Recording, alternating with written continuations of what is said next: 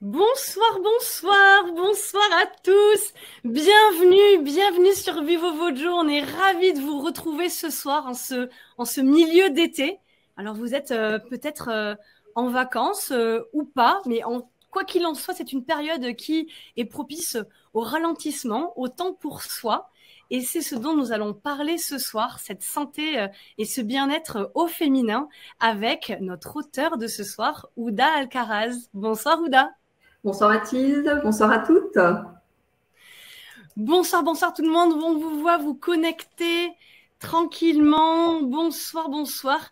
Alors, nous sommes sur des prénoms essentiellement féminins ce soir. Alors, ça paraît assez normal avec la thématique, bien que si des messieurs sont là ce soir, c'est aussi important que les messieurs soient sensibilisés aux différentes étapes du corps féminin, de la vie de la femme, que ce soit pour faciliter peut-être des dialogues, une meilleure compréhension avec son épouse, sa compagne, sa fille. Donc, s'il y a des messieurs ce soir, faites-nous un petit coucou dans le chat. Mais effectivement, l'auditoire ce soir sera essentiellement féminin et c'est très bien, et c'est très bien. Coucou Marie de Bruxelles, Louise de Belgique, Daniel de Montpellier, Catherine, Martine, coucou tout le monde, coucou Ghislaine. Coucou Alexandra de Toulouse, Christiane de Genève. Tiens, nous avons quelqu'un de vers chez toi, Ouda. Absolument, je vois. Coucou à tout le monde. Alors voilà, installez-vous tranquillement. Ce soir, on va penser à nous et on va penser à voilà ces différentes étapes qui jonchent la vie des femmes. Donc, on va vraiment passer en revue de la puberté, de l'adolescence jusqu'à la ménopause, préménopause, ménopause et puis après, le après-ménopause, en passant par la grossesse, le postpartum, tout ce qui peut apporter quelques difficultés parfois dans le quotidien des femmes, que ce soit les SPM, que ce soit les migraines, le stress, la charge mentale qui est très présente dans le quotidien et qui peut impacter le corps et la santé. Tu vas nous expliquer tout ça en détail. On a hâte de t'écouter. Avec plaisir. Avec plaisir. Donc, bonsoir Mathilde. Donc, je suis ravie d'être là pour partager, échanger avec vous. Voilà, donc je me présente. Je ne sais pas si tu veux que je me présente Bien, non, directement. non, j'allais y venir. C'était voilà, une ferme d'introduction, mais bien sûr, je te laisserai compléter. Mais c'est vrai que pour nos abonnés, je voulais juste mettre en avant que voilà, tu vas vraiment, tu accompagnes comme ça ces cycles féminins et je sais que ce que tu aimes mettre en avant, c'est que il n'y a pas de fatalité dans tout ce qui se passe, dans tous ces principes-là qui peuvent voilà handicaper un peu parfois le quotidien. Et donc je sais que c'est quelque chose qui est important pour toi, ça la Absolument. non-fatalité de ces symptômes. Absolument, la non-fatalité des troubles, c'est-à-dire que parfois certaines femmes peuvent penser qu'il est normal d'avoir des migraines, il est normal d'être irritable, il est normal d'avoir des douleurs, etc. Et rien n'est fatalité dans le sens où il y a toujours des solutions. Bon, sauf si on a écarté tout ce qui est médical, hein, on est d'accord. Mais il y a cependant toujours des solutions et parfois qu'on ne connaît pas forcément, sous forme de conseils pratiques. Et c'est là que j'aimerais vraiment mettre ça en avant, en fait, sous forme de conseils et de solutions, bien sûr. Tu vas nous détailler tout ça ce soir. Avec plaisir. Alors, je le rappelle, voilà, pour nos abonnés, je vais te présenter. Donc, tu es naturopathe, heilpratiqueur, nutrithérapeute reconnu. Tu es experte en aromathérapie scientifique. Tu accompagnes, tu formes des particuliers et des professionnels dans l'usage thérapeutique des huiles essentielles. Et puis, voilà, donc du coup, comme on le disait, tu as une sensibilité particulière. Alors, tu accompagnes tout le monde, évidemment, hein, mais tu as une sensibilité particulière sur l'accompagnement féminin. Et donc, c'est ce que nous allons voir, c'est ce que nous allons voir ce soir. Absolument, absolument. C'est vrai que, alors je peux le dire, hein, je peux expliquer un peu d'où je viens, pourquoi je suis Bien là sûr, bien aujourd'hui. sûr. Je vois un Patrick Ouda dans Voilà, dans le bonsoir, chat. Patrick. Bah, formidable. Bienvenue Patrick, on est très heureux que vous soyez parmi nous. Oui, il y aura un replay. Il y aura un replay. Vous recevrez, si vous avez des problèmes de connexion, vous pouvez appuyer sur le petit reconnexion en haut. Et dès demain matin, vous recevrez un replay avec toutes les informations du live de ce soir. Mais bienvenue en tout cas parmi nous. Oui, bienvenue. D'ailleurs, c'est très intéressant qu'il y ait des hommes, hein, effectivement, à ce webinaire. Pour déjà, ça permet de comprendre, hein, comprendre pas mal de choses de ce qui se passe chez les femmes. Et puis, il y a des conseils qui peuvent s'appliquer, bien sûr, aux hommes, hein, notamment par rapport à l'olfactothérapie, la gestion du stress, etc. On peut tout à fait appliquer pour les hommes. Donc, bienvenue et avec grand plaisir. Bien sûr. Alors, on le disait à l'instant, tu es spécialisée en aromathérapie, nutrithérapie. Est-ce que tu peux nous dire un petit peu comment tu en es arrivé à ces deux outils phares dans ta pratique? Alors justement, donc pour donner un petit peu, voilà, je vais te présenter très rapidement mon histoire. C'est-à-dire que, alors moi, j'étais assistante de direction pendant 12 ans sur Genève et j'ai fait un burn-out en 2015. J'ai eu des problèmes cardiaques assez importants, hein. J'ai failli mourir en fait, hein. J'étais à l'hôpital, hospitalisée pendant quelques mois avec 2 enfants en bas âge. Et là, ça m'a vraiment donné presque la rage de vivre et puis de me dire, tiens, il y a peut-être une alternative ou un complément à la médecine allopathique pour permettre de se sentir mieux, etc. Et donc là, j'ai eu envie, de par donc, la nutrithérapie, l'aromathérapie, je me suis formée dans ces pratiques avec beaucoup de passion, beaucoup de bonheur. Et c'est vrai que les huiles essentielles, je les appelle les reines de la nature, parce que pour moi, elles m'ont presque sauvé la vie, entre guillemets. Quand j'étais hospitalisée, ça m'a énormément aidée. Et aujourd'hui, je suis là, je donne des consultations, je donne des conférences, à l'international aussi. Je fais des passages radio sur France Bleu Pays de Savoie pour transmettre un message. Voilà, vraiment, c'est vraiment important pour moi de transmettre ce côté personnel. Et pourquoi ces 2 outils? Parce que déjà, on parle de biochimie. Moi, j'ai cet aspect un peu scientifique comme ça. J'aime beaucoup quand c'est très précis. Et pourquoi l'aroma? Pourquoi la nutrithérapie? Parce qu'ici, on parle de biochimie. Je vais le détailler un tout petit peu plus tout à l'heure, mais très rapidement. C'est-à-dire que l'aroma, la nutrithérapie vont se connecter à votre corps. Elles parlent à votre corps. Elles parlent le même langage que votre corps. Donc, c'est-à-dire qu'avant d'aller vous conseiller, on va demander des bilans, etc.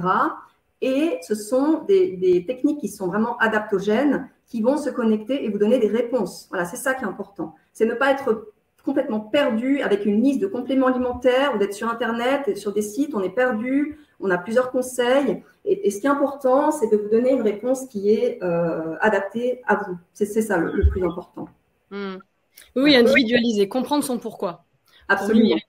Comme dit très bien Joe Dispenza, quand on comprend le pourquoi, le comment devient possible. Donc, c'est important que la personne puisse prendre conscience de ce qui se passe dans son corps. Et quand on comprend, on arrive à, je dirais, à appliquer les conseils. Le duo gagnant, la nutrithérapie et les huiles essentielles. Oui, tout simplement, je trouve que c'est une harmonie en fait entre les deux. Pour moi, vraiment, mélanger les deux, je trouve ça extraordinaire parce qu'on a cette fabuleuse biochimie qui se met en place. Et puis, on peut tout à fait accompagner les huiles essentielles avec les compléments alimentaires, les huiles essentielles avec la médecine. Voilà, ça, c'est aussi mon message. C'est de dire que moi, je travaille beaucoup avec les médecins, avec donc des psychologues, psychiatres, oncologues. Et ça, je trouve ça très intéressant de vous proposer une approche intégrative. C'est-à-dire qu'on accompagne la médecine allopathique. On a besoin de la médecine allopathique. C'est extrêmement important, mais on peut tout à fait accompagner de par l'aroma ou la nutrie ou des bilans comme l'oligoscan, je le préciserai tout à l'heure. Mais le but, c'est vraiment de vous proposer une approche intégrative. C'est tout à fait complémentaire. Oui, parfaitement. Absolument. Est-ce que tu peux nous détailler un petit peu plus le principe de l'aromathérapie? Après, on passera en détail sur les différentes étapes, mais pour déjà bien comprendre les outils, tu en as déjà un petit peu parlé dans ton introduction à l'instant, mais est-ce que tu peux un peu plus nous détailler l'aromathérapie, la nutrithérapie? En quoi elles consistent chacune d'elles? Très bien. Alors, je vais être très pragmatique, assez, voilà, sous forme de très, très simple. L'aromathérapie, c'est simplement un concentré de plantes, tout simplement. C'est le résultat d'une espèce de totem comme ça, d'une espèce de potion magique, je dirais. C'est un concentré de plantes qu'on obtient par distillation avec de la vapeur d'eau ou alors par expression pour les agrumes. Alors, petit conseil, si vous avez des agrumes à la maison, huile essentielle d'orange, on pourrait plutôt dire d'essence. Donc, essence de citron, bergamote, etc. Alors, gardez-les au frigo. Ça, c'est important parce que ce n'est pas précisé partout. Donc, gardez-les bien au frais, 2 ans maximum. D'accord? Donc, voilà. Là, c'est vraiment… Là, on a ici un concentré de plantes. Je dis bien concentré parce que pour vous donner un exemple, une goutte d'huile essentielle de cannelle, ça correspond à 75 bols de tisane. On parle d'une goutte, D'accord? Donc, c'est bien de toujours avoir ça à l'esprit. Je sais qu'ici, on peut avoir des personnes qui sont novices ou alors des personnes qui sont très avancées dans le domaine de l'aroma. Mais voilà, c'est toujours bien d'avoir ça, de garder ça à l'esprit parce que l'aromathérapie, les huiles essentielles, on en trouve partout. On pense que c'est naturel, donc on peut utiliser sans problème, mais il y a tout de même des précautions d'emploi. Alors, je peux les détailler ici déjà, les précautions d'emploi. Bien sûr, vas-y, je t'en prie. Voilà, donc il faut faire attention. Les huiles essentielles, donc c'est quand même assez puissant. Bien utilisées, c'est magnifique. Comme je vous l'ai dit tout à l'heure, moi je les appelle les reines de la nature parce qu'ici vous avez un fabuleux arsenal thérapeutique. Ce n'est pas uniquement je sens une huile et je me sens bien, d'accord? On a vraiment, c'est ça que j'adore avec les huiles et elles m'émerveillent tous les jours. C'est qu'on a en même temps cette subtilité quand on les applique, par exemple, pour le côté psycho-émotionnel. Et puis, on a une puissance, c'est-à-dire que vous pouvez tout à fait utiliser les huiles essentielles pour traiter des infections en parallèle au traitement allopathique. Là, pour vous donner un exemple, récemment, j'ai traité une bactérie multirésistante avec une huile essentielle. Donc, la personne était tout de même à l'hôpital, avait pris 4 traitements antibiotiques et cette huile essentielle par voie donc, cutanée sur l'oreille. Donc, en 2 jours, c'était passé. D'accord? Donc, simplement pour dire que c'est très puissant, c'est efficace. On a des précautions d'emploi. Donc, avant d'aller utiliser les huiles, allez regarder leurs propriétés. C'est très important parce que chaque huile a ses propriétés spécifiques. Certaines sont neurotoxiques, comme la menthe poivrée par exemple. Certaines sont abortives. Certaines sont toxiques pour le foie, les reins, etc. Donc, c'est très important. Donc, déjà, d'aller regarder leurs propriétés avant de les utiliser. Et si jamais vous avez soit des antécédents particuliers, soit un terrain allergique, soit des traitements médicamenteux, faites-vous accompagner. Ça, c'est extrêmement important. Parce qu'on peut avoir effectivement des interactions entre les huiles essentielles et les médicaments. Et puis ça, c'est validé par des pharmaciens. Hein. Moi, quand je conseille des huiles et puis que la personne a un traitement médicamenteux, ce sont les pharmaciens qui valident. Donc voilà, soyez juste vigilants par rapport à ça, mais bien utilisés, c'est vraiment formidable. Vous avez ici des outils qui sont pratiques. D'accord? La méthode olfacto, c'est très facile. Et puis, vous avez des outils qu'on peut trouver partout. Financièrement, ce n'est pas très cher et c'est très facile d'utilisation. Naturel, et donc voilà, c'est toujours le plus. Mais effectivement, voilà, extrêmement puissant, mais à manier avec précaution, avec connaissance. Absolument. Et donc, n'hésitez pas à vous faire accompagner. Les conseils que je donne ici, bien évidemment, ne remplacent pas un avis ni un traitement médical. Hein. Voilà, ça, je le précise. Alors, comment les utiliser? Parce que souvent, les gens sont perdus. Alors, les huiles essentielles, comment on fait? Est-ce qu'on les prend par voie orale? Est-ce qu'on les applique, etc. Alors, c'est très simple. Utilisez la voie cutanée de manière générale. C'est, je dirais, la voie qui est la moins toxique pour le foie et celle qui va traiter le plus de choses. D'accord? Si on a un petit rhume, on peut prendre 1 à 2 gouttes d'huile essentielle, par exemple d'eucalyptus radié, qu'on va diluer et appliquer sur le thorax et le dos. D'accord? Et puis, si on veut utiliser la méthode olfactothérapie, alors là, c'est si on veut traiter le côté psycho-émotionnel, le stress, l'angoisse, l'anxiété, etc. On va appliquer, par exemple, 1 goutte d'huile essentielle sur le poignet. Alors, tout dépend de l'huile, hein, certaines doivent être diluées. On frotte et, je mets mes lunettes, on met les mains cathédrales autour du nez, comme le décrit très bien Dominique Baudou. Oui. Voilà. Vous inspirez, vous expirez 4 ou 5 fois. Et là, déjà, c'est extraordinaire parce qu'on fait déjà un peu de cohérence cardiaque. Donc déjà, on prend 5 minutes pour nous. Ça, c'est important.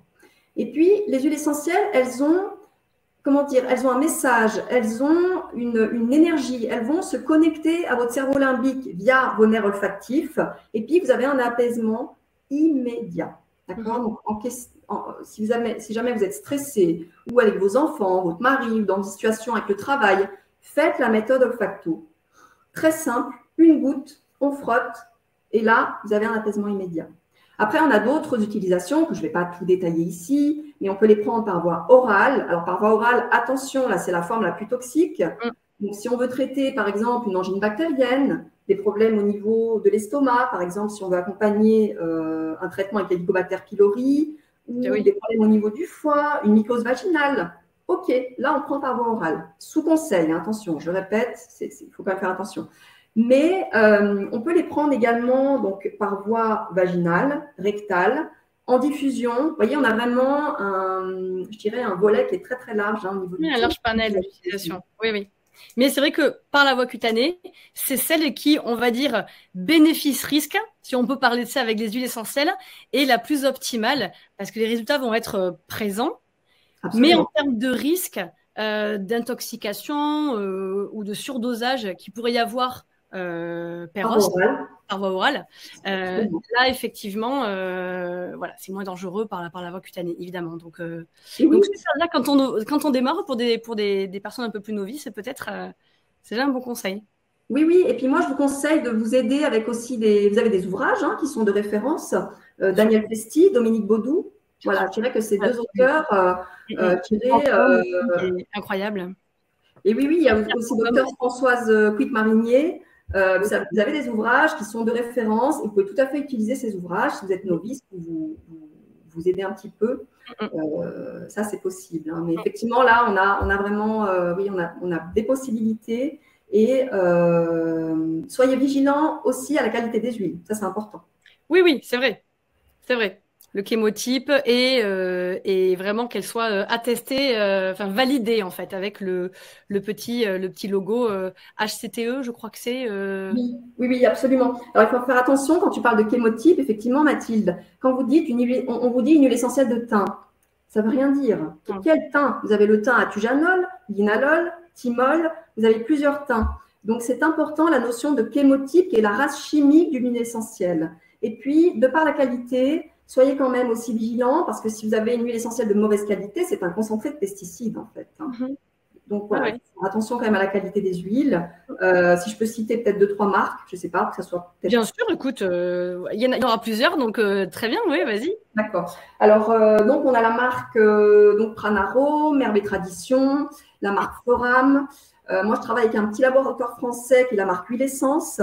Voilà, donc je vous ai donné déjà là 3-4 marques différentes que vous pouvez tout à fait utiliser en toute sécurité. Bah parfait, merci pour ces partages et ces conseils. Du pratique toujours, c'est ça qu'on veut, donc formidable. Oui, c'est important, c'est important. Mais oui, si on veut se lancer tout de suite, voilà, vers quoi s'orienter. Donc c'est très bien que tu nous donnes du concret dans tes conseils. Génial. Avec plaisir. Alors, tu nous as bien expliqué l'aromathérapie, les grandes lignes en tout cas, tu rentres encore plus en détail. Il y a bien sûr beaucoup plus à dire, mais déjà les grandes lignes sont là et merci pour cet éclairage. Qu'est-ce que tu pourrais nous dire sur la nutrithérapie? Alors, la nutrithérapie, ce que j'aime beaucoup, c'est que ça se rapproche de l'aroma parce que c'est aussi de la biochimie. En fait, si vous voulez, la nutrithérapie, c'est une discipline spécialisée qui est basée sur des milliers d'études. Donc, en nutrithérapie, on vous donne des conseils en alimentation, d'accord? Ça, c'est un fait.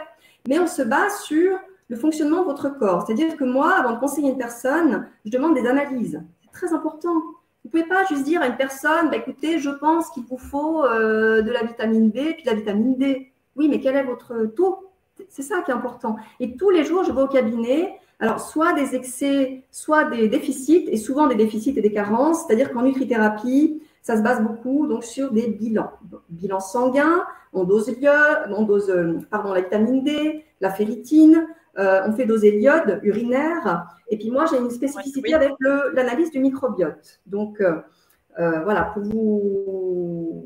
juste pour détailler un petit peu, mais en nutrithérapie, j'ai été formée, donc j'ai fait l'école, donc le CFNA, si ça intéresse certains ou certaines. Donc le CFNA, c'est l'école de Jean-Paul Curtet, donc en Belgique. Une référence, ce monsieur. Oui, il est exceptionnel. Oui, effectivement, il est exceptionnel. Et donc, donne des analyses urinaires du microbiote. Alors voilà, je vais juste présenter les choses très rapidement, mais si on a un déséquilibre au sein du microbiote, que ce soit une candidose à Candida albicans, qui est un petit champignon qui va se développer au sein du microbiote, ou si on a un déséquilibre bactérien, ou si on a de la porosité intestinale, tout ça va affecter votre santé morale et physique. Donc voilà, moi j'ai été formée pour ça, ça fait 7 ans maintenant que je les utilise. Donc les tests, ce sont des tests urinaires qui permettent d'analyser les métabolites, en fait, ce qu'on retrouve dans l'urine, on arrive à voir ce qui se passe au sein du microbiote. Donc voilà, pour vous dire, de manière générale, la nutrithérapie, l'aroma, voilà, ça se base vraiment sur la biochimie et puis en nutrithérapie, en tout cas sur des analyses. C'est pas très connu en France, il n'y a pas énormément de nutrithérapeutes en France, mais j'espère que ça va se développer et voilà, c'est très intéressant. C'est vraiment une approche extrêmement personnalisée, en fait, vraiment en donnant des conseils suivant les analyses, en fait. Mais c'est vraiment en passant par les analyses, les carences et excès qu'il pourrait y avoir, parce que ça peut arriver malgré tout les excès. Hein, Oui, oui, avec ça. Ouais, donc voilà, donc c'est vraiment cette approche-là au regard de ces résultats. C'est quelque chose d'extrêmement individualisé. C'est en ça qu'elle s'inscrit totalement dans la médecine intégrative dont tu parlais au début de ce webinaire. Absolument. Je vous donne un exemple, la vitamine D. La vitamine D, quand on la dose, normalement, vous devez être, je vous donne, hein, normalement, le dosage, vous devez être à 60 nanogrammes par millilitre. Et puis parfois, les gens sont très bas, parfois les gens sont à 10. Et puis, les gens parfois me disent, mais on prend des gouttes. Mais les gouttes, ça ne suffit pas parfois, malheureusement. Si vous êtes à 10 alors que vous devriez être à 60, vous devez prendre des ampoules. Donc là, par contre, c'est sur ordonnance. C'est pour ça qu'on travaille beaucoup avec les médecins. Et pour vous donner un exemple par rapport à la vitamine D, il y a eu une étude sur la vitamine D. On s'est rendu compte que les personnes dans un pays, notamment donc, du nord de l'Europe, les personnes qui étaient déficitaires en vitamine D, sur 4000 adultes, tous ceux qui étaient déficitaires en vitamine D avaient une hausse de la dépression de 75%. Alors, quand on est en préménopause, ou on est en syndrome prémenstruel, où on n'est pas bien, on ne se sent pas bien, il y a une espèce de sentiment de mal-être comme ça, je pense que la vitamine D, c'est une des premières choses à vérifier. Oui, mais surtout qu'on dit vitamine D, mais elle s'apparente plus à une hormone qu'à une vitamine, finalement, la vitamine D. Mais c'est vrai. Et puis, tu parles d'ampoules. Le dosage est énorme avec les ampoules et le corps ne peut pas bien stocker. Donc, en plus, l'usage d'ampoules, je ne sais pas, tu vas me dire ce que tu en penses, mais est plus conseillé de prendre des doses régulières que prendre un énorme dosage, à moins qu'on soit grossièrement carencé. On est d'accord. Oui, si on est fortement carencé, il vaut mieux commencer d'abord par des ampoules. Ça peut être 50 000 UI. Vous voyez, si c'est une fois par semaine, une fois tous les 15 jours, 50 000 UI. Donc, on commence comme ça tout doux. Ce n'est pas 200 000 UI. Donc, ce n'est pas non plus des énormes doses. Mais c'est vrai que si on est carencé… Il peut y avoir en ampoule. On peut avoir ces dosages-là en ampoule. Donc, Oui, 200 000, c'est beaucoup. 200 000, c'est beaucoup. Ouais. Mais par contre, voilà, si on est fortement carencé, il vaut quand même mieux d'abord commencer par des ampoules et effectivement, ensuite, tu as complètement raison, prendre le relais avec les gouttes tous les jours. Mais c'était intéressant ce que tu nous disais là, voilà, vraiment de pas prendre comme ça sans savoir, parce que même de la vitamine D peut être délétère si elle est prise en excès. Je vois des questions qui commencent à arriver. On peut en prendre quelques-unes au fur et à mesure, mais vraiment, on aura un moment dédié à la fin du webinaire où Ouda pourra y répondre plus en détail. Donc, j'ai vu votre question dans le Q&A, le question-réponse Françoise. Voilà, si vous avez des questions, n'hésitez pas à les mettre dans cet onglet-là. Comme ça, on les verra plus facilement à la fin et elles ne se perdront pas dans le chat. Écoute, je te propose d'entrer là vraiment dans le détail de la femme, de la vie d'une femme. Alors, en commençant par l'adolescence, alors tout ce qui peut être lié un peu stress, puberté, concentration. Alors, dis-nous, on va commencer par l'adolescence, puberté. Oui, alors l'adolescence, alors il faut savoir que c'est quand même la période la plus compliquée de toute la vie. Donc, les pauvres adolescents. Garçons et filles, ça c'est pour tout le monde, pour le coup. C'est terrible pour eux. Il y a une explosion hormonale. Je veux dire, ils ne se sentent plus bien dans leur corps, les adolescents. Alors déjà, ça c'est compliqué. Puis il y a eu la période Covid. Et ça c'est terrible. Parce qu'il y a une étude récente qui a prouvé effectivement que chez les 18-24 ans, il y a eu une hausse sans précédent des dépressions. Donc là, pour eux, la période post-Covid, ça a été très, très, très compliqué. Et encore maintenant. Plus on a le harcèlement, plus l'utilisation des écrans. Donc, plus, ça fait beaucoup pour nos petits jeunes. Donc, qu'est-ce qu'on pourrait leur proposer? Moi, je vois souvent au cabinet des adolescentes ou adolescents qui ont des problèmes de concentration. Alors, qu'est-ce qu'on pourrait faire pour eux? C'est déjà leur donner une huile essentielle qui s'appelle le romarin à cinéole. Alors, très, très, très intéressant. Il faut savoir qu'il y a une étude sur le romarin à cinéole. Il a été prouvé qu'elle augmente de 70% la mémoire mathématique. J'ai dit 70%, c'est énorme, énorme. Donc, pourquoi pas pour un adolescent, alors, encore une fois, là où je donne les conseils en huile essentielle, je ne suis pas au courant de la personne, si elle a des traitements médicamenteux, etc. C'est sous forme générale. Donc, on pourrait utiliser, pourquoi pas, le romarin cinéole, qu'on pourrait diluer dans un petit peu d'huile et puis mettre sur le poignet et faire la méthode olfacto. juste avant de se concentrer pour réviser un examen, par exemple. Ça, c'est possible, hein. Donc ça, c'est vrai que ça augmente la mémoire. Et puis, on pourrait diffuser, pourquoi pas, un peu de l'essentiel de bergamote. Ça, c'est aussi très intéressant. La bergamote est très utile pour la concentration parce qu'elle va emmener en même temps de la concentration et en même temps de l'apaisement. Voilà, donc on pourrait tout à fait l'utiliser en diffusion. Alors, comment diffuser? Alors, c'est simple. Si vous avez un diffuseur avec de l'eau, vous mettez l'équivalent de 10-15 gouttes et puis vous diffusez, je dirais, entre 15 et 20 minutes, grand maximum. Vous arrêtez et ensuite, vous reprenez dans 3 ou 4 heures. Il ne faut jamais diffuser en continu. Parce qu'après, l'air est surchargé en molécules biochimiques, hein. Donc, oui. Non, mais super pour ces conseils parce que c'est vrai que c'est une période très importante. Donc, toi, vraiment, on le redit. Et donc là, tu nous as expliqué vraiment les 2 outils phares que tu utilises. Donc, tous les conseils que tu vas donner ce soir vont être aroma et nutrithérapie, voilà, qui sont voilà, les 2 outils phares que tu utilises. Et c'est vrai que cette période de puberté, d'adolescence, en plus de tout ce que tu as donné, transformation du corps et puis tous ces stress. Tu parlais en plus du Covid où c'est vrai qu'eux, ils ont traversé une période là avec l'enfermement, les cours à distance. Enfin, ça a été extrêmement critique pour eux. Donc, c'est vrai que des conseils sur tout ce qui est apaisement et concentration, qui peut fonctionner là pour cette phase de puberté-adolescence, mais du coup, qui peut se prolonger. Là, ce que tu dis sur la bergamote, par exemple, on peut l'utiliser tout au long de sa vie. C'est possible. Absolument. Juste faire attention avec les agrumes qui sont photosensibilisants. Alors, si vous utilisez la bergamote en application, les agrumes, de manière générale, sont photosensibilisants, donc il faut attendre 6 heures avant d'aller s'exposer au soleil. Mais je veux dire, voilà, il y a des outils qui sont, comme je vous disais, très pratiques. Le magnésium, très, très important, le magnésium. Je dirais, alors, normalement, les gens devraient avoir 400 mg par jour et puis on a la majorité du temps 200 mg. Donc, c'est pas assez. C'est pas assez. On n'a jamais assez de magnésium. Alors, si vous prenez du magnésium, c'est pas forcément la peine de se faire doser, de doser son magnésium. Selon toi, le magnésium, c'est quelque chose qu'on peut prendre. Généralement. Par contre, alors effectivement, c'est pas nécessaire de le doser dans le sang parce que là, on n'a pas les reflets du magnésium. Il fluctue pas.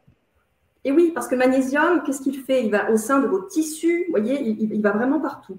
Alors, c'est plus au urinaire, là. Effectivement, le magnésium sanguin, il bouge pas. C'est pas un reflet, effectivement.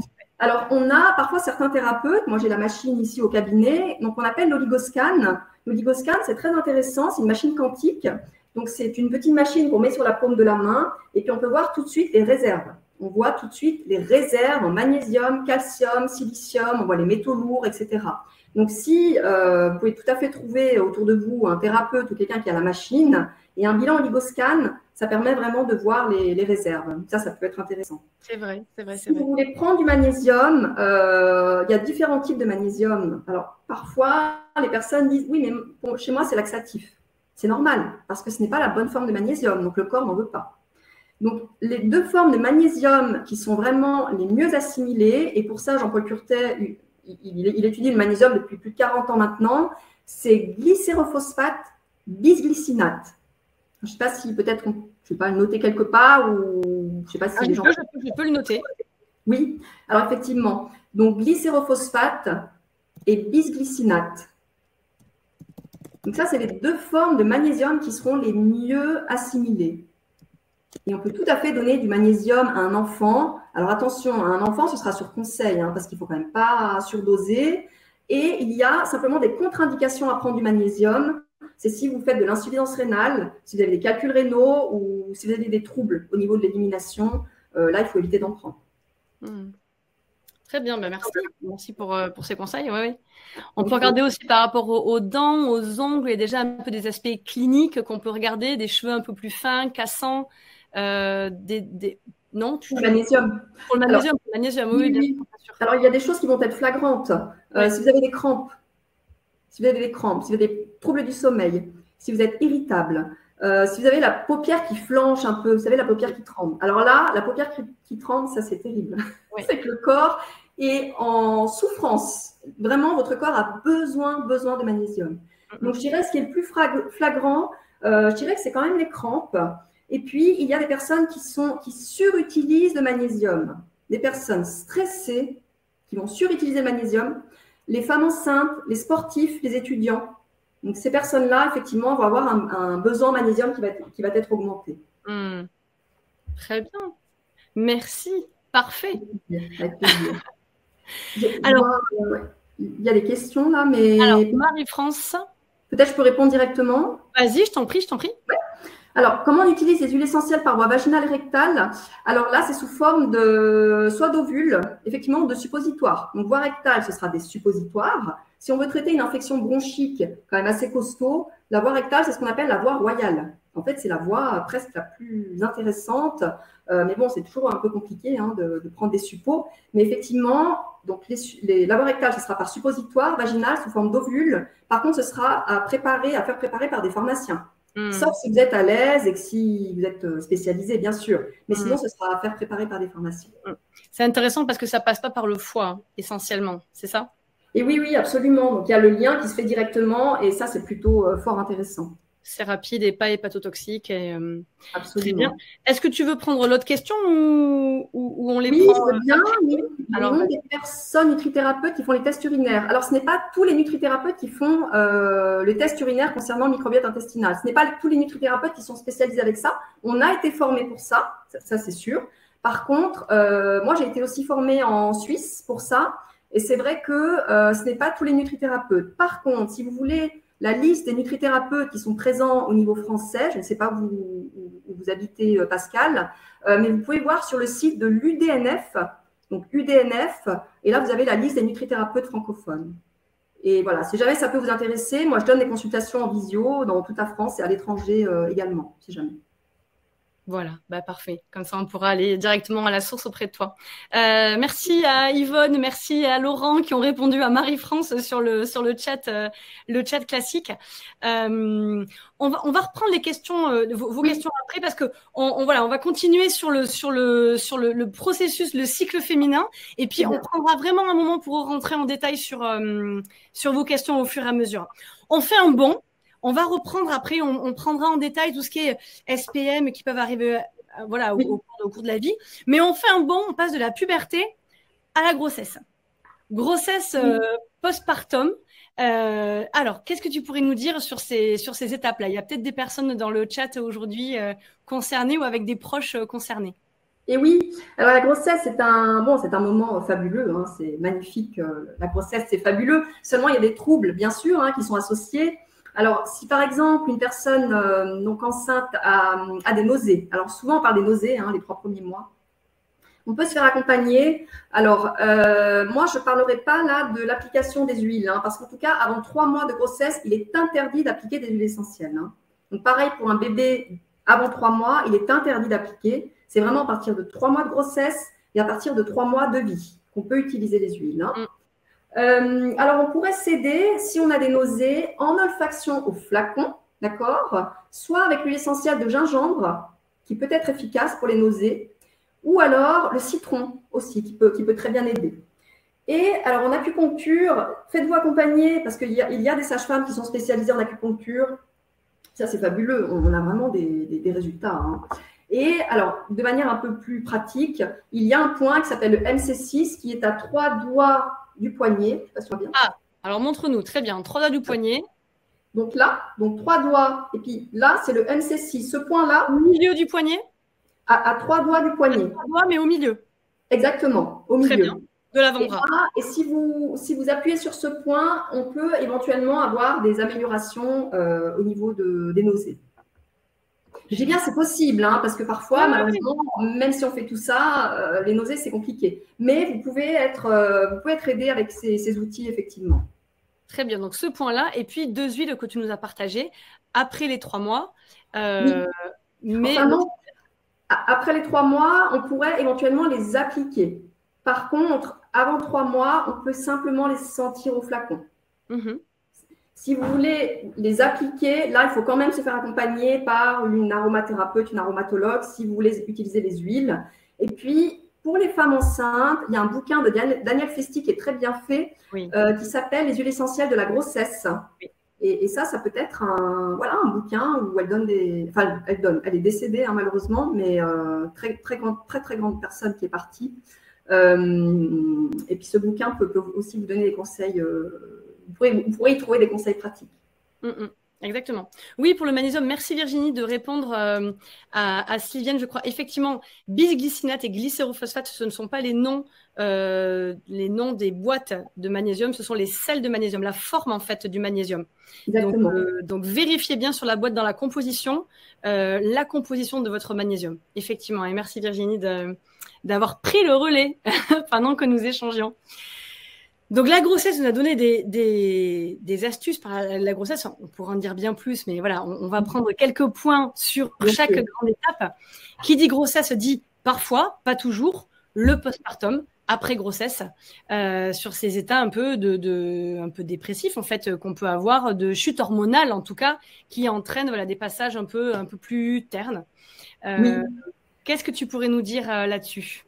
Et oui, alors il faut faire quand même le distinguo entre dépression postpartum, qui touche 10 à 15% des femmes, et puis le baby blues. Ça peut être bon baby blues, un sentiment de mal-être, etc., qui peut effectivement apparaître après la chute des hormones, hein, bien sûr. Mais alors la dépression postpartum, effectivement, là c'est quand même plus compliqué parce qu'on a véritablement, on peut avoir un désintérêt, un isolement, parfois un désintérêt pour son propre enfant. Ou alors un intérêt excessif. Voilà, donc c'est un petit peu compliqué, mais encore une fois, il y a des solutions. Vous pourriez prendre éventuellement du safran. Alors, du safran en complément alimentaire, c'est extraordinaire. Alors, attention si vous allaitez, parce que chez certains labos, ils proposent des formes qu'on peut donner même si on allaite, et puis chez certains labos, pas du tout, parce que ça dépend avec quoi il est mélangé, etc. Donc, soyez juste vigilante. En cas d'allaitement, le safran, oui ou non, selon le laboratoire. Alors, le safran, ça, c'est vraiment extraordinaire. Et puis, en huile essentielle, alors là, c'est vraiment, vous pouvez vous faire accompagner avec le petit grain bigarade, par exemple. Donc, qui est une huile qui est très utilisée, très douce, qu'on peut utiliser en cas d'allaitement. Donc, faites-vous les séances olfactothérapie. Donc, quand on n'est pas bien, on applique une goutte. Une goutte suffit, hein. Ce n'est pas la peine d'en mettre 2, 3. Si vous appliquez une goutte, ce sera 3, 4 fois par jour, grand maximum. D'accord? Parce que quand même, tout de même, ça passe dans le foie. Bien sûr, oui. Il y a la voie de l'épiderme, etc. Mais ce serait 3-4 fois par jour maximum. Et n'utilisez jamais les huiles essentielles en continu. Faites toujours des pauses thérapeutiques, soit 5 jours sur 7, 3 semaines sur 4. Mais n'utilisez jamais les huiles essentielles en continu. Donc, vous pouvez vous aider effectivement avec le petit grain bigarade. Et puis, on a effectivement la fragonia. Alors, fragonia, ce n'est pas très connu en huile essentielle. C'est ce qu'on appelle l'huile essentielle de la féminité.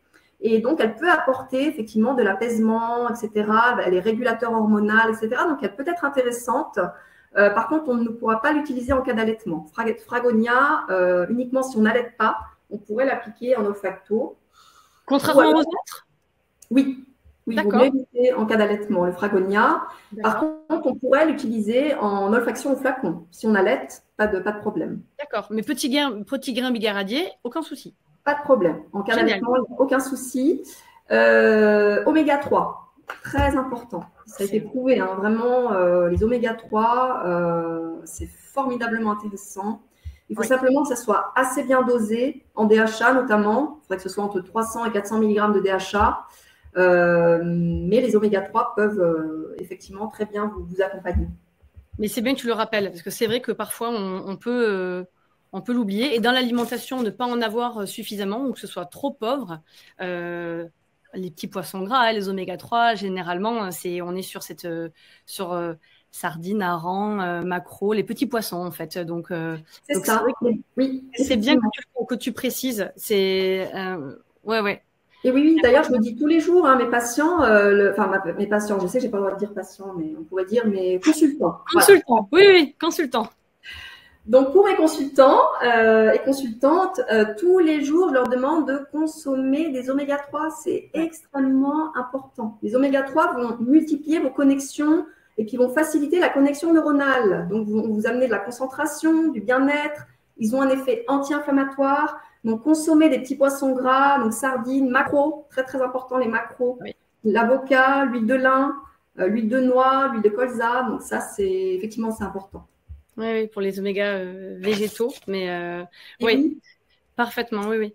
Pour toutes les respirations, les échanges cellulaires, c'est absolument capital. Donc, formidable. Formidable. Donc, on a déjà plein de pistes là sur ces états un peu post-grossesse qui peuvent être un peu handicapants quand même au quotidien et être plus ou moins longs. Donc merci. Oui. Ouais. Effectivement, c'est pas facile pour nous, enfin, je veux dire pour les femmes et puis pour l'entourage, pour le mari, si on a d'autres enfants, vraiment, la maman, c'est le pilier de la famille. Hein. Je veux dire, si la maman va pas bien, c'est toute la famille qui en pâtit. Complètement. Donc, prendre soin de soi, c'est aussi prendre soin de sa famille. Et puis, je pense que c'est important. Alors, je voulais juste préciser aussi, n'hésitez pas à vous faire accompagner par, pourquoi pas faire de l'EFT, ou de l'hypnose, de la sophrologie, des massages, voilà, de l'EMDR, pourquoi pas. C'est vraiment très important de se faire accompagner en parallèle. L'homme, je dirais la femme, l'homme est un tout. Donc, on ne peut pas juste donner des conseils en alimentation, en huile essentielle. Si vous n'avez pas guéri la blessure de l'âme, vos problèmes reviendront. Donc, c'est très important d'aller traiter le côté émotionnel. Alors, faites attention de ne pas faire de gros nettoyage si vous allaitez. Si vous faites un gros nettoyage au niveau de la mémoire cellulaire, etc., et que vous allaitez, votre bébé va récupérer tout ça. Donc, voilà. Attendez la fin de l'allaitement et puis après, vous pourrez travailler là-dessus. Très bien, merci. Alors, on était sur ces états un peu, c'est une forme de stress malgré tout, ce post-grossesse. Donc, si on parle du stress, cette charge mentale qui est archi présente chez les femmes, où il y a la journée de travail et puis en rentrant à la maison, la deuxième journée de travail. Oui, c'est ça. Donc là, donc bien sûr le stress, c'est un mot un peu valise le stress, mais en tout cas charge mentale extrêmement présent, il a un impact, enfin la charge mentale et le stress ont un impact très très fort sur le corps. Est-ce que du coup, voilà, quelles seraient tes pistes sur ces deux outils pour accompagner les femmes qui ont ça dans leur quotidien tellement présent? Oui, le stress, parlons-en, parce que c'est vrai que ça peut être handicapant. Et le stress peut affecter votre santé physique. Alors vraiment, là, je vous parle avec le cœur, parce que lorsque j'ai fait mon burn-out, moi j'ai fait une péricardite en fait, mais une péricardite sur un fond de burn-out. Donc ça, c'est très atypique. Généralement, la péricardite arrive sur un terrain infectieux. Et voilà, j'ai eu des complications, j'en ai quand même fait 4 derrière. Moi, je suis fragile maintenant à vie. Et vraiment, mon message, c'est de vous dire... gérez votre stress, c'est très très important. N'allez pas jusqu'à vous prendre le mur. Je sais que vous avez un mental qui est très fort, d'accord? Souvent, les femmes, les hommes ont un mental qui est très fort de se dire je vais au bout, j'ai cette mission, je dois finir ce travail, j'ai mes enfants, etc., etc. Mais si vous ne prenez pas en charge, en compte les signes, soyez à l'écoute des signes que vous exprime votre corps. Ça peut être un état de fatigue chronique, ça peut être des douleurs. Vraiment, soyez à l'écoute des signes. Donc, c'est très, très important de gérer le stress un petit peu en amont, d'accord? Alors, ce qui est assez intéressant, c'est que vous pouvez vous faire accompagner, effectivement, avec le magnésium. Encore une fois, magnésium, c'est vraiment un chef d'orchestre. D'ailleurs, je vous invite à lire, j'ai écrit un article sur le magnésium sur mon site internet. Le magnésium est à l'origine de plus de 360 opérations métaboliques quand même. C'est beaucoup. Alors, pourquoi pas donc des compléments alimentaires, alors après dosage, pourquoi pas. Et puis, les huiles essentielles, encore une fois, la méthode olfacto. Mais alors, quelle huile? C'est-à-dire que souvent, les gens sentent une huile et disent « Ah non, celle-ci, j'aime pas ».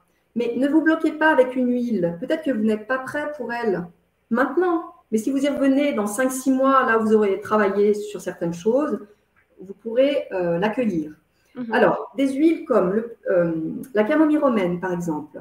Camomille romaine peut être formidable pour votre stress. Malheureusement, il y a parfois des gens qui ne l'aiment pas à l'odeur, parce que c'est vrai qu'elle a une odeur un peu spéciale. Mais c'est pas grave. Par exemple, mais c'est vrai que, mais elle est très efficace. Je sais que pour avoir des personnes qui l'utilisent, elle est très efficace. Effectivement, si vous n'aimez pas l'odeur, c'est pas grave. Vous prenez une goutte et puis vous mettez au niveau du plexus solaire, donc un peu sous la poitrine. Plexus solaire, oui, on peut dire sous la poitrine. Oui, bien sûr, oui.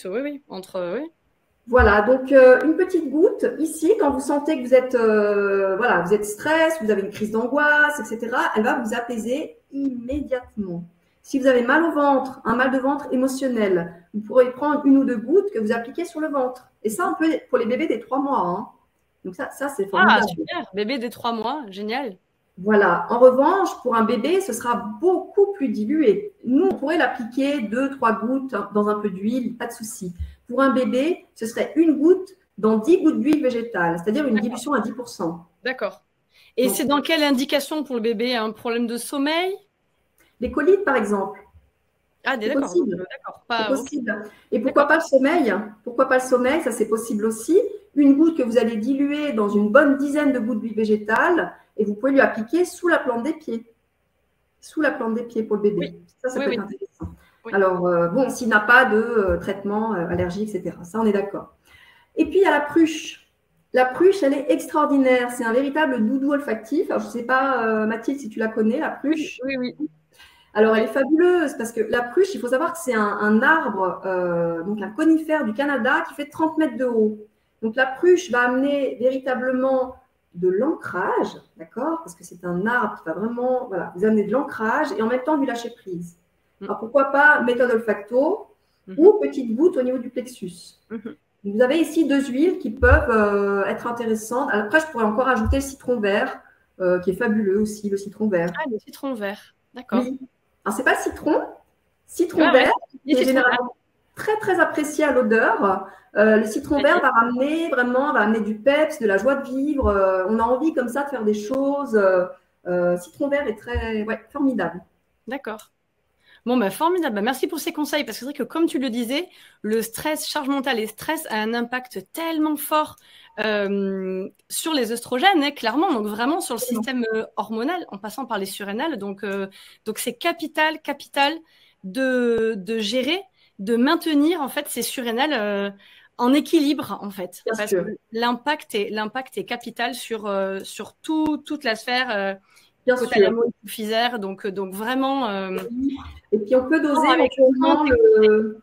Oui, oui, absolument. On peut doser le cortisol à ce moment-là. C'est vrai que le stress va bien évidemment affecter le cortisol. Donc, on peut le doser, donc salivaire ou sanguin. Après, ça dépend, mais on peut le doser effectivement. Mais c'est vrai que le stress va impacter sur énormément de choses. Ouais. Mais voilà, comme là on parlait de la sphère féminine, Oui. un impact capital sur les œstrogènes, sur l'aromatisation derrière et qui peut s'enclencher. Donc c'est voilà, tes conseils sont précieux là-dessus. Donc merci à toi en note. Oui, c'est la pruche. Merci. Virginie, on va vous prendre avec nous pour les prochains webinaires. Alors là, vous êtes d'une rapidité, d'une efficacité. Merci beaucoup, Virginie. Effectivement, c'est la pruche. Oui, oui. Est-ce que je peux faire un petit aparté sur la candidose? Bien sûr, bien sûr. Voilà, parce que souvent, alors soit les personnes se sentent stressées, quand on souffre de candidose, on peut se sentir stressé, irritable, avoir des pulsions sucrées, pulsions salées, avoir des mycoses, des cystites, et puis une fatigue chronique comme ça, une lassitude, un brouillard cérébral. Vraiment, on se lève le matin, on est déjà fatigué. Donc, il y a le côté effectivement du stress de l'environnement, mais il est possible que vous souffriez aussi d'une candidose. Et ça, la candidose, on la voit au niveau intestinal. Et ça, c'est important de le traiter parce que si vous faites tout ce qu'il faut autour avec les huiles essentielles, l'hypnose, etc., puis vous n'avez pas traité cette candidose, malheureusement, c'est quelque chose qui perdure. Donc, la candidose à Candida albicans ou à géotrichome, parce qu'il y a deux candidoses différentes. Il y a géotrichome aussi qui va impacter le cholestérol. Ça, on peut le voir au niveau du microbiote. Oui. Et les huiles essentielles sont exceptionnelles sur les candidoses. Donc voilà, elles ont une action qui peut être très très intéressante sur le biofilm particulièrement. Donc c'est vrai que c'est bien que tu en parles. Oui, oui, oui. D'ailleurs, je rebondis. Juste, voilà, les huiles essentielles sur biofilm. Moi, je pense que, à mon avis, en médecine intégrative, mélanger l'aroma et puis la médecine allopathique, pour moi, c'est l'avenir. Parce qu'il faut savoir qu'en 2050, le nombre de décès par bactéries multirésistantes surpassera tout. Je veux dire, ce sera la première cause de décès normalement en 2050. Et on n'a pas de solution pour l'instant avec les antibiotiques. Alors là où un antibiotique va attaquer effectivement une bactérie, la bactérie développe de la résistance, l'antibiotique malheureusement ne sert à rien. Si on ajoute une huile essentielle va s'attaquer au biofilm, va créer une brèche dans la bactérie et va aider va véritablement aider l'antibiotique à rentrer. Donc, moi, je trouve que c'est symbolique de la médecine intégrative. Mais C'est oui. vraiment les huiles essentielles et les antibiotiques. Et d'ailleurs, il y a des laboratoires qui travaillent là-dessus, hein, de mélanger effectivement les deux. Pour moi, à mon avis, c'est l'avenir de la médecine intégrative. Alors, on prendra des questions à la fin, mais là, on est dessus sur la candidose. Quelle huile essentielle conseilles-tu sur la candidose? Il y a Karim Virginie qui demande. Alors, on a une huile essentielle qui est antifongique, qui s'appelle le laurier noble. Donc, il y a véritablement un effet donc antifongique, hein, du laurier noble. Après, on a des huiles qui sont quand même très puissantes, du type origan, cannelle. Ce sont des huiles à manipuler avec grande précaution, hein. L'origan, on ne peut pas le prendre comme ça par voie orale, c'est vraiment trop puissant. On a des capsules éventuellement qui existent. Mais là, je conseille quand même de se faire accompagner parce que traiter une candidose uniquement avec des huiles essentielles, ça ne suffira pas. Il faut aussi des conseils alimentaires, il faut une restriction au niveau des sucres, des vinaigres, etc. Donc, voilà. Oui, oui. Réparer la paroi intestinale aussi. Donc, oui, c'est vrai, c'est vrai. Donc, mais voilà, c'est les grandes lignes en tout cas sur ce qui est possible de faire pour les candidoses. Ouais. Oui. Il y a une question sur l'hélicobactère. Oui, alors les huiles essentielles que tu pourrais conseiller pour l'hélicobactère? Alors, c'est un peu délicat de conseiller comme ça à l'écran des huiles essentielles pour la l'hélicobactère. question, donc, mais c'est vrai que c'est très particulier. D'abord, il faut s'assurer que c'est un vrai hélicobactère. Oui. Alors ça, on fait sous forme d'un test respiratoire qui s'appelle HeliKit. Et puis ça, c'est médical, hein. Donc, malheureusement, je ne peux pas donner comme ça à l'écran des conseils, des huiles spécifiques à l'hélicobactère.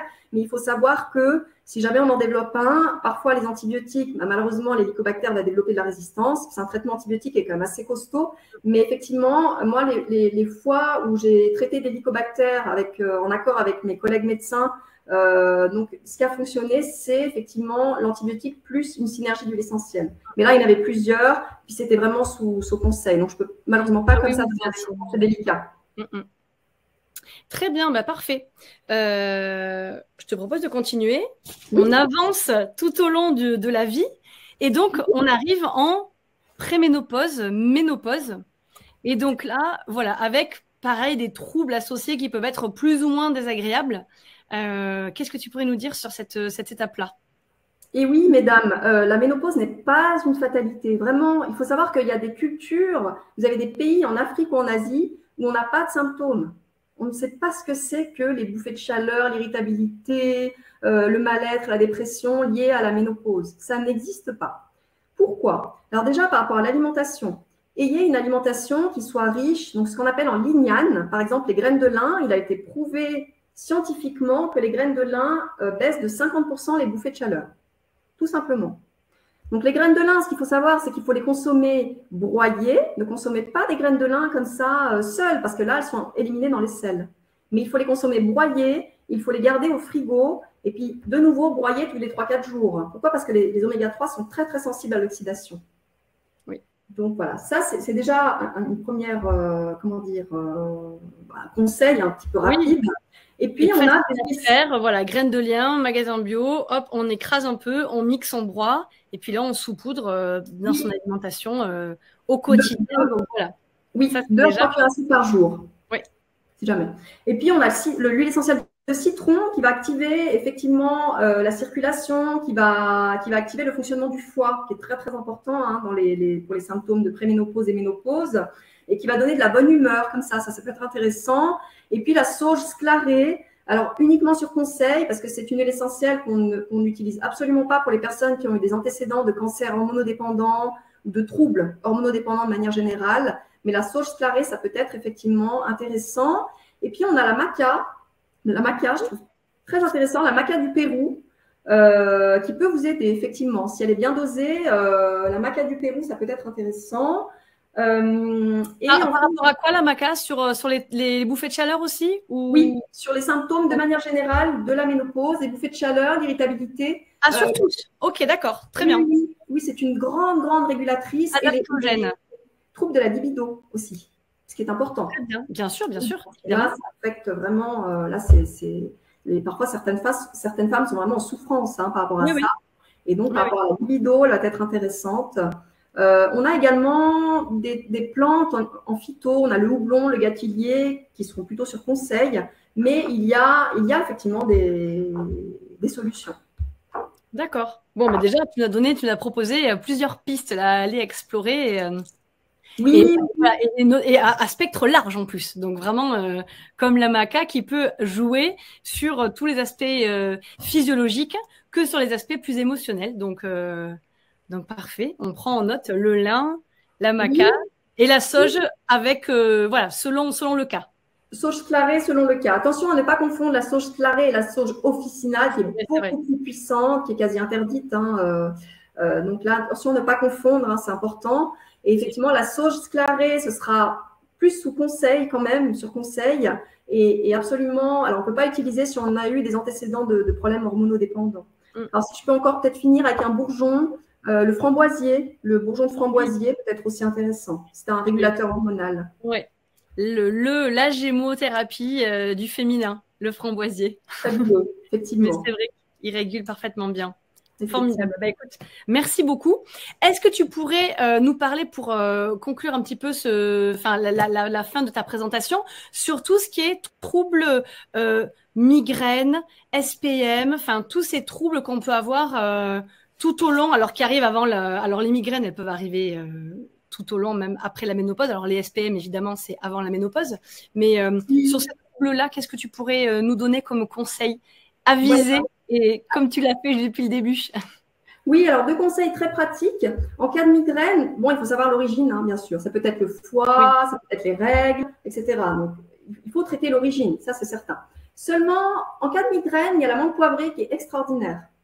La menthe poivrée, vous prenez donc une goutte que vous appliquez sur la nuque. Trop souvent, j'entends qu'on l'applique sur les tempes, mais ça ne suffit pas. Il faut appliquer sur la nuque. Une goutte sur la nuque, potentiellement une deuxième goutte sur les tempes, et ça, c'est formidable.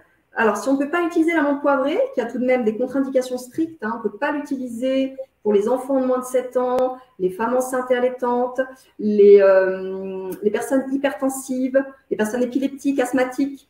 Il y a quand même beaucoup de contre-indications. On pourrait utiliser à la place le basilic exotique, qui a moins de contre-indications et qui peut être effectivement très efficace pour les migraines. Je suis désolée, Séverine. C'est vrai que j'ai dit SPM de manière très naturelle parce que c'est un vocabulaire du quotidien, mais ce sont les syndromes prémenstruels. Pardon. Donc, ce sont tous les troubles qui peuvent arriver juste avant les règles. Donc, on retrouve les douleurs, l'irritabilité. Enfin, voilà, je te laisse. Pardon. Oui, il n'y a pas de souci. Juste pour revenir aux migraines, parfois on peut développer des migraines si on a une intoxication avec les métaux lourds. C'est possible. On ne peut pas le voir parce qu'effectivement, ça se diagnostique avec le bilan Oligoscan. On voit les métaux lourds, effectivement, mais on peut développer des migraines comme ça. Mais là, je vous ai donné quand même deux huiles essentielles qui peuvent vous aider. Le magnésium, hein, toujours, ça c'est important. Oui. Et une bonne hydratation. Hydratez-vous, c'est extrêmement important. Formidable. Bah, super pour les migraines, merci. Pour le syndrome prémenstruel, est-ce que tu as des petits conseils à nous donner? Oui, alors syndrome prémenstruel, il faut savoir que c'est, j'ai envie de dire, c'est chaque femme a son propre syndrome prémenstruel. C'est fou, parce qu'on a vraiment des symptômes spécifiques à chaque femme. L'une va avoir ce qu'on appelle les mastites, donc c'est des seins un petit peu douloureux. L'autre va avoir de l'irritabilité. Une autre va avoir des douleurs. Mais c'est quand même 20 à 50% des femmes. Hein. C'est presque une pandémie. Hein. Je veux dire, c'est terrible. Ça touche beaucoup de femmes. Alors, en cas de syndrome prémenstruel, je dirais deux choses très importantes. Oméga 3, magnésium, déjà. Ça, c'est la base. Oméga 3, magnésium. Le bourgeon de framboisier peut vous être très utile, encore une fois, très utile. Et puis, en cas de douleur au niveau du ventre, on peut utiliser l'huile essentielle d'estragon. Donc, pourquoi pas 2 ou 3 gouttes qu'on dilue dans un peu d'huile et on masse le ventre. C'est une huile essentielle qui est antispasmodique. Parfait.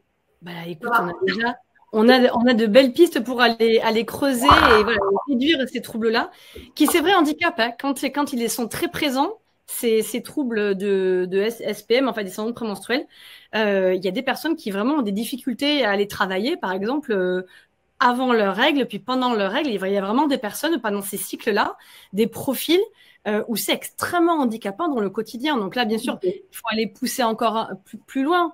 Mais voilà, déjà, il y a des pistes que tu nous as proposées là pour voilà, atténuer. Et puis voilà, bon, si on veut aller plus loin, évidemment, faut se faire accompagner, contacter un professionnel de santé. Mais déjà, voilà.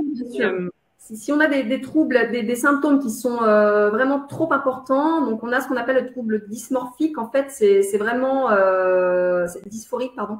Oui. Le trouble dysphorique, en fait, et ça touche 10-15% des femmes. Et là, c'est le syndrome prémenstruel le plus.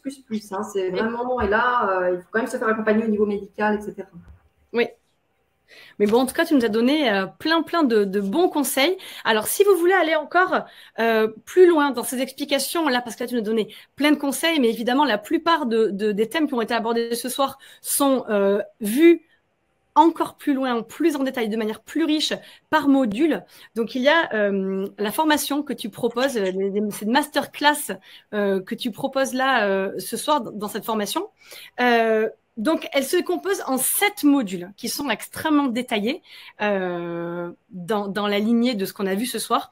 Donc, 7 modules, si je les cite, pour avoir une idée, que vous ayez en tête ce qui est abordé, ce que tu expliques en détail, Ouda. Donc, module 1, il y a l'aromathérapie. Tu traites ensuite la puberté, l'adolescence. Il y a la partie préconception, conception, accouchement. C'est vrai qu'on n'a pas parlé de cette partie-là, préconception, conception, parce que c'est vrai qu'il y a de plus en plus de troubles d'infertilité ou de troubles à la fertilité, je veux dire des temps prolongés avant d'arriver à tomber enceinte. Il y en a de plus en plus, donc c'est vrai qu'il y a tout un module consacré là-dessus où il y a un accompagnement spécifique sur cette partie-là. Il y a un module préménopause, ménopause, un module senior pour le après, tout un module psycho-émotionnel. Et puis un autre module sur les troubles spécifiques. Donc voilà, là tu l'as abordé déjà un petit peu, mais tu rentres encore plus dans les détails avec la migraine, les SPM. Est-ce que tu peux nous dire en quelques mots comment est-ce que tu as pensé un petit peu la formation et comment tu l'as abordée? Oui, alors j'ai pensé à cette formation parce que je donne déjà des formations en aroma pour les particuliers, les professionnels. Mais j'étais intéressant, effectivement, c'est très intéressant de le proposer pour les femmes et pour accompagner les femmes tout au long de ces étapes. Hein. On peut dire, c'est vraiment des étapes en fait, et surtout le fait de donner des solutions concrètes, hein, de par les modules, et puis sous forme de conseils pratiques, etc. Et donc il y a quand même des synergies que j'ai préparées moi-même, hein, des synergies de l'essentiel, des choses quand même très pratiques, des explications. Et puis le côté médecine intégrative, hein, ça c'est aussi très important. Quelles analyses on peut faire, l'iode, les vitamines D, etc. Et puis il y a comment dire, ce que j'ai mis aussi beaucoup de temps à faire, c'est le côté des slides en fait. Hein. Vous aurez des fiches en fait, hein, avec des schémas d'explication, des thèses, etc. Et là, il y a ces fiches qui vont, je pense, être intéressantes pour pouvoir assimiler les modules effectivement. Il y a des fiches synthèses, effectivement, pour mieux comprendre son corps, mieux comprendre ses émotions. C'est ce qu'on disait au début de ce webinaire, pour apporter des réponses les plus appropriées possibles. Donc, c'est tout ce que tu proposes dans cette formation. Et il y a en plus 2 webinaires, 2 questions-réponses de live avec toi où vous pourrez vous connecter et avoir ce moment privilégié avec toi où, voilà, les questions. Là, on va prendre quelques questions que je vois dans le chat. Donc, tu vas y répondre. On ne pourra pas répondre à tout, mais là, ça sera vraiment un moment dédié où tu pourras faire des réponses les plus personnalisées possibles. Alors, évidemment, tant qu'on ne voit pas quelqu'un en rendez-vous, si les questions sont vraiment trop spécifiques, difficile de répondre quand on n'a pas eu un rendez-vous chez un naturopathe ou une nutrithérapeute, c'est 1h30. Donc là, évidemment, voilà. Mais en tout cas, tu seras main dans la main dans l'accompagnement de ces personnes et qui souhaiteront aller plus loin dans la compréhension de son corps, du fonctionnement de la physiologie, mais aussi émotionnelle. De tout ce qui se passe tout au long de la vie, que ce soit pour soi, que ce soit pour ses enfants, que ce soit pour sa mère, pour des amis. Enfin voilà, c'est vraiment une approche pour mieux comprendre tout le cycle féminin. Important. Et puis c'est vrai que le côté explicatif, quand on explique un peu les choses de manière simple, quand une personne comprend pourquoi et comment au sein de son corps, je veux dire, il y aura beaucoup plus de facilité à effectuer, plutôt qu'on dise, bon ben voilà, je vous donne ça et puis vous prenez ça sans savoir pourquoi, l'esprit l'a assimilé à 50% ou 30%. Donc c'est important de pouvoir comprendre ce qui se passe. C'est juste, c'est pas coûteux pour le système nerveux, pour l'organisme de faire les choses quand on sait pourquoi. Alors que dès qu'on utilise il faut, bon, bah là, déjà, tout de suite, crée une barrière et voilà. Oui. On nous apprend à mieux comprendre le pourquoi et ça, c'est essentiel. Tu nous donnes du sens sur le fonctionnement du corps. Et puis, je voulais aussi juste préciser, c'est une formation qui est aussi ouverte aux professionnels qui veulent effectivement accompagner leurs consultants, leurs patients, etc., sous forme de conseils aussi pour les professionnels.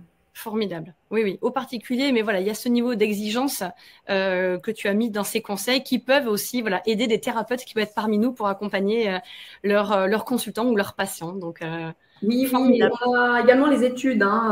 C'est vrai que j'ai passé beaucoup de temps à chercher les études scientifiques. Donc, vous aurez vraiment le détail de toutes les études scientifiques qui se réfèrent à ce que je présente. Oui. Tout est extrêmement sourcé. Donc, il y a cette offre de lancement ce soir lors du webinaire, vous savez, comme à chaque fois. Donc là, la formation de Ouda Alcaraz est à 247 € au lieu de 497. Donc, vous aurez le code, vous aurez la promotion avec le code promo VVO en rentrant ce code-là. Vous avez l'offre normalement qui s'affiche en même temps sur votre écran. Et vous avez cette offre qui est valable jusqu'au 1er août. Donc voilà, vous pouvez vous inscrire et regarder et bénéficier de tous ces conseils, de toutes ces informations pour aller expérimenter et aller encore plus loin. Vous aurez de toute façon le replay dès demain dans votre boîte mail avec toutes ces informations récapitulatives et le détail de la formation que propose Ouda. On prend quelques questions, Ouda ? Oui, avec plaisir. Allez, on continue. Donc, alors, j'essaie de... Alors, je prends la première. Après, je vais regarder. Mais il y a Dolores qui nous demande l'ostéoporose. C'est vrai que c'est une excellente question parce que ça arrive très, très régulièrement chez les personnes à la ménopause, au moment de la ménopause, avec cette chute d'œstrogène notamment. Et oui, par rapport à l'ostéoporose, alors malheureusement, en huile essentielle, on n'aura pas de solution. On n'aura pas d'huile essentielle qui vont être efficaces pour l'ostéoporose. Seulement, si on parle d'ostéoporose sévère, qui a été vue avec une DMO, hein, bien sûr, c'est une analyse spécifique. Là, il faut faire quand même attention avec, il faut surveiller de près, comme le lait sur le feu, votre taux de vitamine D, de calcium et de silicium également. Ça, on peut le voir avec un bilan Oligoscan. Le silicium va faire en sorte que vous avez des os solides. Et donc, les taux de silicium, je pense que ça, c'est vraiment très important de le noter. Et parfois, il faut passer par les traitements médicamenteux, hein, effectivement. Oui. Mais la nutrithérapie, donc là, l'aromathérapie a ses limites quant à l'ostéoporose. Oui. Mais en revanche, la nutrithérapie, c'est ce que tu nous partages là. Là, il y a plein de choses, il y a plusieurs choses à faire. Ce que tu nous dis là, par exemple, avec le silicium notamment. Tu parlais de vitamine D aussi, je crois. Vitamine D, très important, parce que c'est la vitamine D qui fait que le calcium est fixé sur l'os, en fait. Donc, la vitamine D, le calcium, ça, ce sont des choses qui sont effectivement très, très, très, très importantes. Voilà. En dosage, à voir avec son médecin, mais en tout cas, ce sont 3 pistes à explorer, Dolores. C'est silicium, vitamine D, vérifier peut-être votre taux et calcium. Mais en tout cas, voilà, ça peut être des pistes sur, pour ce trouble-là. La vitamine K aussi, pardon. C'est vrai, la vitamine D associée à la K, bien sûr. Oui, tout à fait. Tout à fait. Oui. Alors, du coup, je vois la question anticoagulant parce que j'ai pensé à la vitamine D, donc voilà, ça m'a fait le lien. Violaine qui demande, est-ce qu'il y a des risques à utiliser des huiles essentielles cutanées si on prend des anticoagulants? Alors oui, ça dépend lesquelles. Il y a des huiles qu'on va utiliser avec précaution si on prend des anticoagulants. Je nomme par exemple la Golterie. La Golterie, il ne faut absolument pas l'utiliser si on prend un traitement anticoagulant, si on est hémophile, parce qu'elle est fluidifiante sanguine.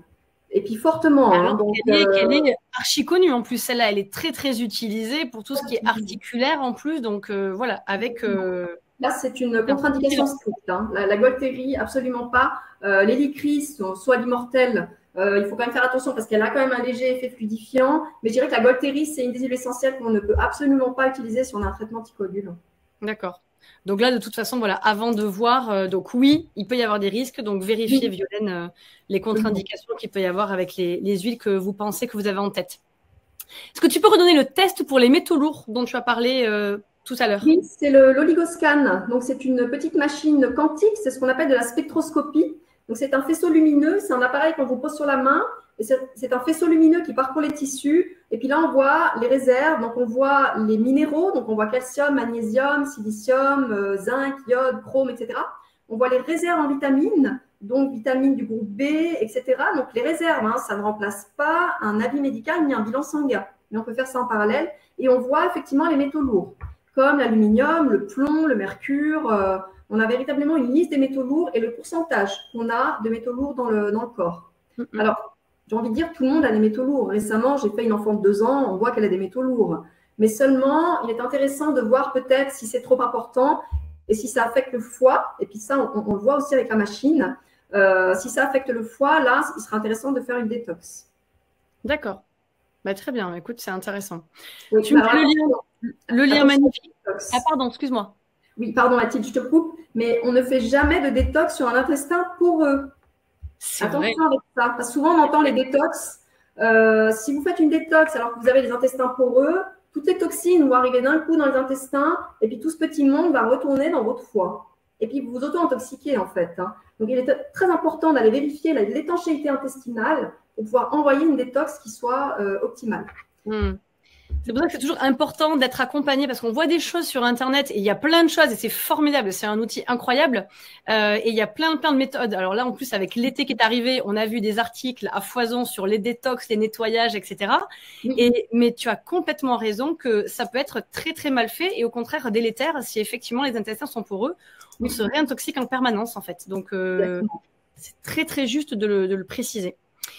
Donc, du coup, avec le foie, je vois une question qui est arrivée dans le question-réponse. Que faire en cas de crise d'hémorroïdes et fissure anale? Est-ce qu'il y a des conseils là-dessus? Alors, c'est un peu spécifique, hémorroïdes, enfin voilà, dis-moi. Spécifique, ouais. Alors, hémorroïdes, je dirais, on peut utiliser éventuellement l'huile essentielle de lentisque pistachier. Alors, c'est une huile qui n'est pas très connue. C'est la meilleure drainante lymphatique. C'est une huile qui va activer la circulation. Donc, il y a des synergies, bien sûr, pour des crises d'hémorroïdes. Bon, là, c'est un peu délicat de dire comme ça à l'écran, mais on pourrait utiliser, pourquoi pas, l'huile essentielle de lentisque pistachier, donc fortement diluée, en application locale. Et puis, ça permet un peu d'activer comme ça la circulation. Ça peut être intéressant. D'accord. Et puis, c'est très lié au foie, en plus, généralement, les hémorroïdes.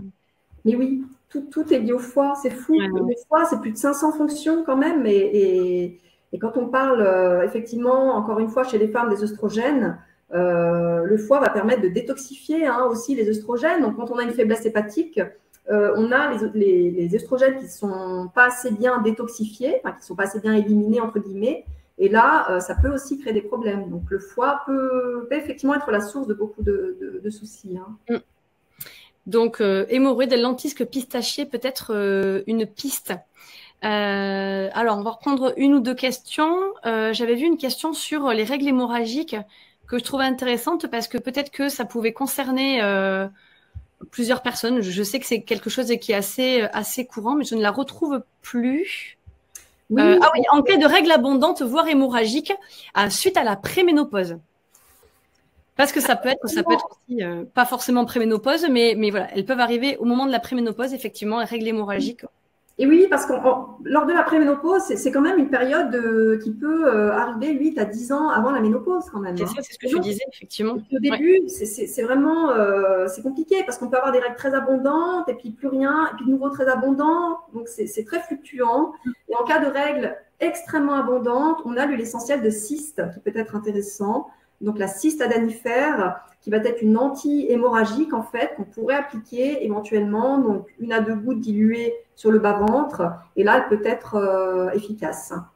La cyste, il faudrait se renseigner, enfin, que la personne aille voir un petit peu plus loin. Mais la cyste adanifère, elle peut être très intéressante. Ok. Bon, bah, formidable. Bah, voilà, c'est une piste, en tout cas, à l'explorer là-dessus. Écoute, je te propose de prendre une dernière question. Alors, on a plusieurs questions qui arrivent sur les intestins poreux. Oui. Alors, des signes ou les examens ou comment avoir une idée de l'état de ces intestins? Alors, les signes, il peut y en avoir énormément. On peut être irritable, fatigué, avoir des éruptions cutanées, avoir des mycoses et cystites. Vraiment, les symptômes sont très, très, très larges. Les examens qui permettent de… aussi. Pardon? La plupart des maladies auto-immunes, si on a une maladie auto-immune, très, très souvent, Absolument. il faut aller regarder de ce côté-là. Généralement, ils y sont. Et oui, et puis les troubles digestifs également, diarrhée, constipation, soit diarrhée, soit constipation, soit alternance des deux. Alors, les examens qui permettent de le voir de manière précise, c'est effectivement ces analyses urinaires, donc du microbiote qui existe. Donc, on peut éventuellement proposer, moi je le propose à mon cabinet, c'est une analyse urinaire qui permet de voir en détail si on a de la porosité intestinale et on peut le voir également avec un oligoscan. Ça, on peut déjà voir. Ah, l'oligoscan fait ça aussi. Oui. Oui, là, avec l'oligoscan, on peut voir la barrière intestinale. Donc, ça peut être intéressant aussi. Hmm. Mais c'est vrai que les troubles sont tellement larges Oui, qu'effectivement, ça va de la fatigue, manque de concentration, à tout ce qui est problème digestif, comme tu le disais. Donc et oui, effectivement, voilà, pousser à aller voir un test comme, voilà, comme tu le proposes. Là, l'oligoscan qui fait ça aussi. J'ignorais que l'oligoscan pouvait voir ça aussi. Donc, oui, on peut le voir aussi. Et puis, c'est vrai que le microbiote, moi, j'ai des personnes parfois qui souffrent depuis 10-15 ans puis qui ont pris des probiotiques pendant des années. Alors, vous savez, le microbiote, c'est comme un jardin. Si vous avez des mauvaises herbes, puis vous mettez des probiotiques, vous allez faire pousser les mauvaises herbes. Donc, il faut d'abord nettoyer. C'est important. D'abord, on nettoie, on a de la terre un peu vierge comme ça, et ensuite, on réensemence. Voilà, c'est une image. exactement, tout à fait, tout à fait. Mais c'est bien de l'avoir en tête. Voilà. Écoute, merci beaucoup, Ouda, pour tous ces conseils. Et puis voilà, c'est beau partage. Et puis voilà, ce que tu dégages, on voit cette passion et cette envie de transmettre que tu nous as proposé ce soir. On sera ravis de te retrouver avec cette formation que tu as fait avec le cœur, vraiment avec l'envie de partager, de montrer, d'enseigner, de faire grandir en compétences les femmes. Mais la famille, de manière générale, c'est ce qu'on disait, puisque la femme est quand même le pilier d'une famille. Et quand généralement la femme ne va pas bien, la mère ne va pas bien, mère ou femme, peu importe, et qu'il y ait enfant ou pas, ça pêche beaucoup sur le contexte familial global. Donc voilà, c'est important que tu nous aies partagé tout cela. Alors, y a-t-il des oligoscans au Québec? Je ne sais pas, mais en tout cas... Je ne sais pas. Alors là, je pourrais pas. Peut-être je pourrais me renseigner si la personne veut peut-être m'envoyer un mail ou je ne sais pas, je peux éventuellement me renseigner. Bon. Là, comme ça, de tête, je ne sais pas. D'accord. En tout cas, il y en a en Suisse. Alors oui, en France aussi. Hein. Donc, et en France aussi, oui, parce que tu l'as dit tout à l'heure. Mais voilà, je disais la Suisse parce que toi, tu es... Je suis proche de la Suisse, oui, je suis côté français, mais proche de la Suisse. Mais voilà. Oui, vous avez des thérapeutes qui ont l'oligoscan en France, bien sûr. Bon, bah parfait. Parfait. Bien. Merci infiniment. Merci pour vos retours. Vive les femmes, Violaine, mais exactement. Magnifique. Patrick, qui est resté avec nous tout au long de ce webinaire. Donc, merci Patrick. Merci à vous. J'espère que vous avez appris plein de choses. En tout cas, c'était un plaisir de vous avoir parmi nous. Séverine, qui te remercie pour ce chouette moment de partage. Carolina, également Christine, Valérie. Ben, merci beaucoup. Merci à tous pour vos beaux retours. C'était un plaisir de vous retrouver, de passer ce moment ensemble en cet été. Donc, passez une belle fin de semaine, un bel été. Ouda, ça sera un plaisir de te retrouver sur Vivo Vojo pour un prochain webinaire et un prochain échange. Merci beaucoup, avec plaisir. Avec grand plaisir. Qui nous dit oligoscan à Bergerac. Bon, bah, parfait. On a des petites, voilà. C'est chouette quand ça s'échange comme ça, qu'il y a les infos qui se partagent au sein du chat. C'est formidable. Très bien. Merci infiniment, Ouda. Merci infiniment à vous pour votre participation bienveillante. Je fais un coucou à Virginie qui nous a soutenus là au niveau du chat ce soir. C'était formidable. Voilà. Solidarité, sororité. Voilà, c'est le mot qui convient le plus ce soir. Très belle soirée à tous et au plaisir de vous retrouver. Merci beaucoup. Belle soirée à tous. Merci.